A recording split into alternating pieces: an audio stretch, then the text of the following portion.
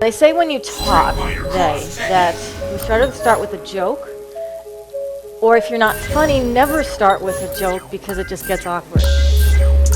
So what I'm going to do is start with a story that President Herbert Hoover recounted in his memoirs about his last day as President of the United States, which was on March 4th, 1933.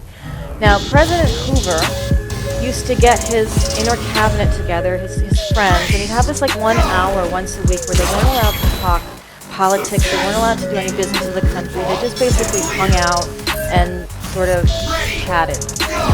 Now, of course, Herbert Hoover is very dejected at the end of his presidency. The country's in the middle of a Great Depression, 25% unemployment, foreclosures of people out of their businesses, their homes, their jobs, and it all started so well for him in 1928 when he came into office. So on his last day, his Secretary of State Hyde recounts his tale. He says, there are these two bankers, and I'm going to tell you a story about them. One of these bankers is walking down the street, he's jobless, he's unshaven, he's tired, he's hungry, and he comes upon the circus manager at the circus, and he says, I just want a square meal. If there's anything you can do, I just want a little bit to eat. I'm dying here.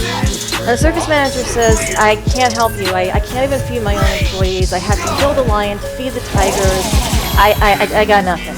And at that moment, one of the employees comes up to the circus manager and he says, the gorilla's dead, he's starved, he's dying. At which point the circus manager throws up his hands in desperation for that's it, I'm finished. And the enterprising young banker jumps in front of him and he says, you know what, I got an idea. Let's skin the gorilla, I'll get in the gorilla suit, I'll get in the cage, and I'll perform for a square meal and a cut of the profits. So the circus manager says, okay, fine, I got nothing to lose. So the banker puts on the gorilla suit, he gets in the cage, he starts performing like a gorilla, and all of a sudden the lion in the cage next to him opens up the bars and makes for him ferociously, and the banker jumps back in absolute fear, and the lion says, shut up, you idiot, you think you're the only banker to have a job? And this was something that Herbert Hoover remembered enough to recount in his memoirs. It's also in the book in case you want to learn it and tell it to your friends. When I was here, actually, a couple of years ago, it was to talk about a novel I'd written called Black Tuesday, which was the recount of a fictionalized, romanticized version of the crash of 1929. And really, by researching that book, I came upon the idea for this book, For All the President's Bankers, because there was a scene in that book that happened wherein 6 bankers, the big 6 bankers of the time, got together at noon on Thursday, October 24th, as the stock market is plummeting, and they gathered at the House of Morgan at the bequest of Thomas Lamont. He was a fellow who was acting chairman of Morgan at the time because Jack Morgan generally was never around. He was the actual chairman of Morgan. He was off traveling in Europe as he tended to do while everything was falling apart. And Tom Lamont got together 5 other bankers that represented banks across the city and really that represent the most powerful bankers at the time, the 6 bankers as they were called.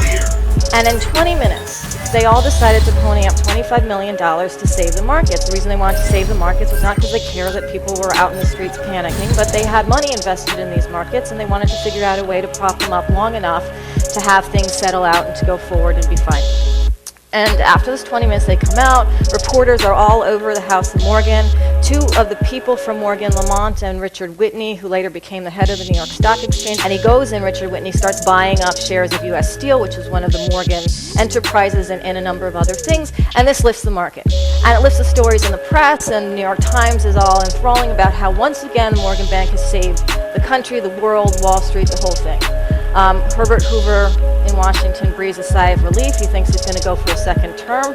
And then, of course, everything goes haywire. But when I looked at those big 6 bankers, something kind of clicked in my head, which is that we have a big 6 set of banks today. 6 is a common number in financial history.